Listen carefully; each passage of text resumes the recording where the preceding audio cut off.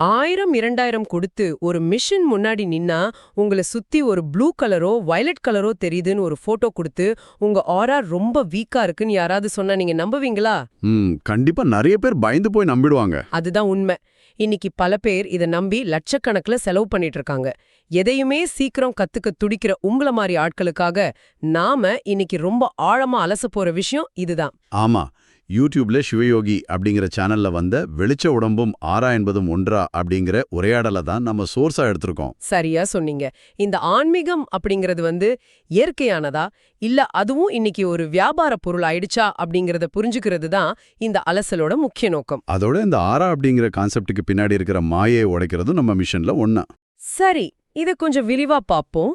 நிஜமாவே இந்த ஆரா போட்டோஸ் அப்புறம் இந்த கலர் டெஸ்டிங் எல்லாம் கேட்கும் போதே ஆச்சரியமா இருக்குல்ல?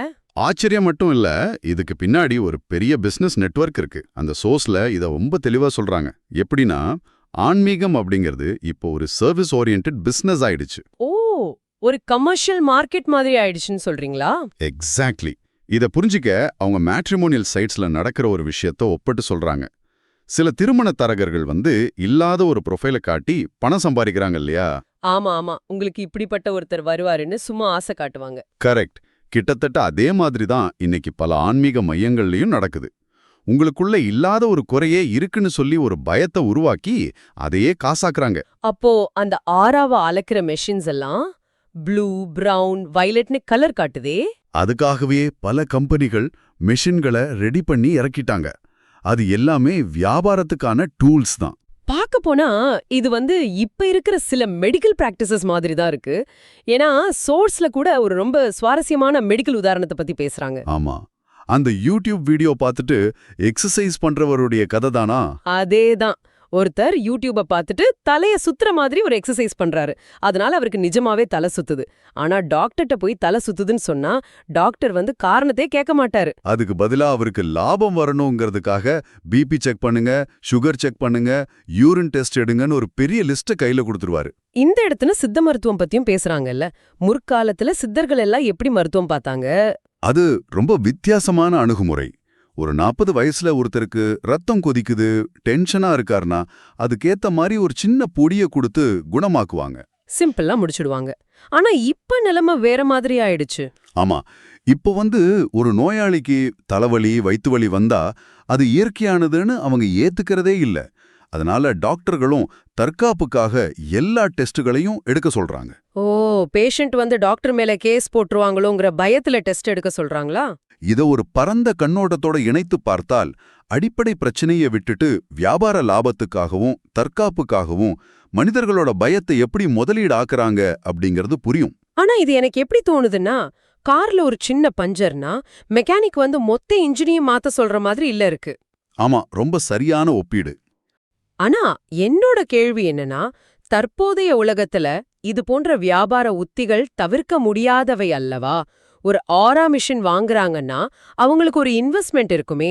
நீங்க சொல்றது பிராக்டிக்கலா கரெக்ட் தான். ஆனா மனுஷங்களுக்கு வர்ற தலைவலி, ஸ்ட்ரெஸ், கணவன் மனைவிக்குள்ள வர்ற டென்ஷன், வியாபார நஷ்டம் இதெல்லாம் வாழ்க்கையோட இயற்கையான பகுதிகள். இதை ஏத்துக்காம வெளியே ஒரு மிஷின்ல போய் நின்னா சரியாயிடும்னு சொல்றதுதான் தப்பு. சரி, இந்த ஆரா வியாபாரத்தை கொஞ்ச நேரம் தள்ளி வைப்போம். உண்மையிலேயே இந்த ஆரா அப்படிங்கிறது என்ன? வெளிச்ச உடம்புன்னு ஒன்னு சொல்றாங்களே, அதுக்கும் இதுக்கும் என்ன சம்பந்தம்? ரெண்டும் வேற வேற. இல்ல, ஆறாவும் வெளிச்ச உடம்பும் ரெண்டுமே ஒண்ணுதான். நிஜமாவா? அப்போ ஏன் இதை ரெண்டா பிரிச்சு பாக்குறாங்க? எல்லாம் அந்த வியாபாரத்துக்காக தான். ரெண்டையும் பிரிச்சு காட்டினாதானே இது புதுசுன்னு சொல்லி விற்க முடியும். ஓஹோ, அப்ப இந்த வெளிச்ச உடம்பு எல்லார்கிட்டயும் இயற்கையாவே இருக்கா? ஆமா, இது ரொம்ப அழகா நெல் உதாரணத்தோட விளக்குறாங்க. நெல்ல கல்லில் தேய்த்து ஊதிவிட்டு அப்படியே பச்சையா நம்ம சாப்பிட முடியுமா? கண்டிப்பா முடியாது. அதை சமைச்சு சாப்பிடுவோம். அதேதான், அதை சமைத்து விதவிதமான குழம்புகளுடன் சாப்பிடுவது போல இயற்கையா இருக்கிற வெளிச்ச உடம்ப நாம நம்ம வாழ்க்கை முறைக்கு ஏற்ப மாத்தணும். அப்ப வெளிச்ச உடம்பு தானாகவே வளரும் சொல்றீங்களா? தானாவே வளரும். இதுக்கு மரங்களோட உதாரணம் ரொம்ப ரொம்ப முக்கியம். ஒரு பாக்கு மரம் பார்த்திருக்கீங்களா? பாக்கு மரம் கிளைகள் இல்லாம நேரா வளரும். கரெக்ட். ஆனா தேக்கு மரம் அப்படி வளராது. அது இஷ்டத்துக்கு கிளைகள் விட்டு தார்மாரா வளரும். ஆமா, தேக்கு மரத்துல நிறைய கிளைகள் இருக்கும். இப்போ அந்த தேக்கு மரத்தை ஒரு பலகையா அறுத்து பயன்படுத்தணும்னா என்ன பண்ணுவீங்க? அதோட கிளைகளை சீர்படுத்தி வெட்டி விடணும். ஓ, தேவையில்லாததை வெட்டணும். ஆமா, அதே போலவே வெளிச்ச உடம்பும் இயற்கையாக வளர்ந்தாலும் அதை இறைவனிடம் கொண்டு சேர்க்க அதை அழகுபடுத்தி நேர்த்தியாக்கி சீர்படுத்தணும். இங்கேதான் விஷயம் ரொம்ப சுவாரஸ்யமா மாறுது. தேக்கு மரத்தோட கிளைகளை வெட்டுவது சரின்னு புரிஞ்சிடுச்சு. ஆனா இந்த வெளிச்ச உடம்ப யார் சீர்படுத்துவது? அதான் பெரிய கேள்வியே. நாமே இதை செஞ்சுக்க முடியுமா அல்லது யாராவது குரு வந்து சீர்படுத்த வேண்டுமா? ஏன்னா வெளிச்ச உடம்ப வெட்டி சரி பண்றதுனா என்னன்னே எனக்கு புரியல. இத புரிஞ்சுக்க உடலோட சுய தூய்மை பத்தி பேசுறாங்க. நம்ம உடல் தன்னைத்தானே சுத்தம் செய்து கொள்ளுமா? இயற்கையாவே உடம்புக்கு அந்த தன்மை இருக்குன்னு சொல்லுவாங்க. கரெக்ட்.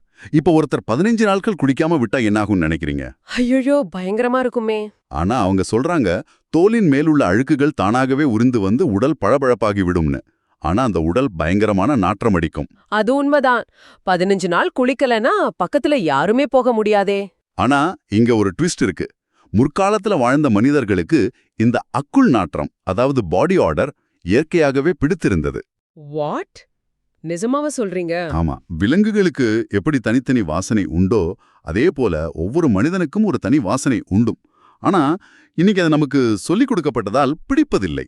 ஓ, இது நாத்தம், இது கெட்டதுன்னு சொசைட்டி நமக்கு சொல்லி கொடுத்துருச்சு. எக்ஸாக்ட்லி. இப்போ ஒரு கட்டத்தில் குளிக்காதவனுக்கே அவனது வாடை பிடிக்காமல் போகுது இல்லையா? ஆமா, ஒரு மாதிரி அன்கம்ஃபர்டபுளா இருக்கும். அதே போல ஒருவனது எண்ணங்கள் தப்பாக இருக்கும்போது அவனது வெளிச்ச உடம்பும், அதாவது ஆறாவும் அவனுக்கே பிடிக்காமல் போகும். அட, எண்ணங்களுக்கும் இந்த ஆராவுக்கும் லிங்க் பண்றாங்க பாத்தீங்களா? ஆமா. ஆகவே வெளிச்ச உடம்பை சரி செய்ய வேண்டுமென்றால் முதலில் அந்த உடம்பிலிருந்து வரும் எண்ணங்களை சரி செய்ய வேண்டும். இது எனக்கு எப்படி தோணுதுன்னா, ஒருத்தர் உள்ளுக்குள்ள கெட்ட எண்ணங்களை வச்சுக்கிட்டு வெளிய ஆரா கிளென்சிங் பண்றது வந்து குப்பைய கார்பெட்டுக்கு அடியில தள்ளி மறைத்து விட்டு மேல ரூம் ஸ்ப்ரே அடிக்கிற மாதிரி இருக்கு. ரொம்ப அற்புதமான ஒப்பீடு. உள்ளுக்குள்ள அழுக்க வச்சுட்டு வெளியே என்ன ஸ்ப்ரே அடிச்சாலும் பிரயோஜனம் இல்ல. இது ஒரு முக்கியமான கேள்வி எழுப்புகிறது. நாம் அறியாமையிலும் முட்டாள்தனத்திலும் இருக்கும்போது நமக்குள் எது சரி எது தப்பு என்பதை உணர ஒரு வழிகாட்டுதல் தேவைப்படுகிறது. கரெக்ட். அப்போ நமக்கு கண்டிப்பா ஒரு குரு தேவை. ஆனா இன்னைக்கு வழிகாட்டுதலுக்காக ஒரு குருவிடம் செல்லும்போது அங்க நிறைய ஆபத்துகள் இருக்குல்ல. அப்போ இந்த வழிகாட்ட குருவுக்கும் சிஷ்யனுக்கும் என்ன மாதிரியான உறவு இருக்கணும்? அது சமமான உறவாக இருக்க வேண்டும். குரு என்பவரும் கொண்டாட்டமாக இருக்க வேண்டும், அவரிடம் வருபவர்களும் கொண்டாட்டமாக இருக்க வேண்டும். ஓ, ஒருத்தர் அடிமைப்படுத்தக்கூடாதா? கண்டிப்பா கூடாது. சீடனுக்கு நெற்றி துடித்து உச்சி துடித்து ஞானம் வந்துவிட்டால் அதற்காக குரு எனக்கு காப்புரிமை கொடு, அதாவது ராயல்டி கொடுன்னு கேட்க முடியாது. அப்படியானால் இதற்கெல்லாம் என்ன அர்த்தம்? குருட்டுத்தனமான நம்பிக்கையை விட இரு தரப்புக்கும் பலன் தரும் நேர்மையான வழிகாட்டுதலே சிறந்ததுன்னு புரிஞ்சுக்க முடியுது. ஆமா. ஆரா என்பதும் வெளிச்ச உடம்பு என்பதும் ஒன்றே. அது தேக்கு மரத்தைப் போல சீர்படுத்தப்பட வேண்டிய ஒன்று. எண்ணங்களை தூய்மையாக்குவதன் மூலமே அதை அடைய முடியும். போலியான ஆன்மீக வியாபாரங்களை நம்பி ஏமாறக்கூடாது. கரெக்ட். ஆனா இந்த அறிவை எப்படி நடைமுறையில பயன்படுத்துறது? அதுக்கும் சோர்ஸ்ல ஒரு வழிய சொல்றாங்க. சிவயோகி யூடியூபில் 999க்கு வழங்கும் ஆனந்த வாழ்வு அப்படிங்கிற கோர்ஸ பத்தி குறிப்பிடுறாங்க. ஆமா, ஹாப்பி லைஃப் கோர்ஸ். இதுல என்ன ஸ்பெஷல்னா, ஒரு நபர் சந்தா கட்டி குடும்பத்தோட டிவில இத பார்க்கலாம். எவ்ளோ பெரிய ரிலீஃப் பாத்தீங்களா? உங்களை மதிப்பு மிகுந்தவராக மாற்றுவது உங்கள் கையில்தான் உள்ளதுன்னு இது ஞாபகப்படுத்துது. கண்டிப்பா. லட்சக்கணக்கில் செலவு பண்ண வேண்டாம். ரொம்ப ரொம்ப ஆழமான அலசல் இது. ஆனா இந்த அலசலை நிறைவு செய்யறதுக்கு முன்னாடி விவாதத்துல வராத ஒரு புதிய கோணத்தை உங்களுக்கு நான் விட்டுட்டு போறேன். சொல்லுங்க. நாம நம்முடைய உடல் ஆரோக்கியத்தையும் மனதையும் பல செயலிகள் மூலமோ கட்டண வகுப்புகள் மூலமோ அப்டேட் செய்து கொண்டே இருக்கிறோம் இல்லையா? ஆமா, ஸ்மார்ட் வாட்ச் ஆப்ஸ் நிறைய இருக்கு. ஆனா நம்முடைய வெளிச்ச உடம்பு என்பது நம் இயல்பான எண்ணங்களின் வெளிப்பாடு மட்டுமே என்றால், அதை சமூகத்தின் பார்வைக்காக அழகுபடுத்த நினைக்கும் போது நாம் நமது உண்மையான சுயத்தை இழக்கிறோமா? வாவ், ரொம்ப ஆழமான சிந்தனை. இதை சற்று சிந்தித்து பாருங்கள். உங்களுடைய இயற்கைத் தன்மையை தொலைச்சிடாதீங்க. அடுத்த பதிவில சந்திப்போம்.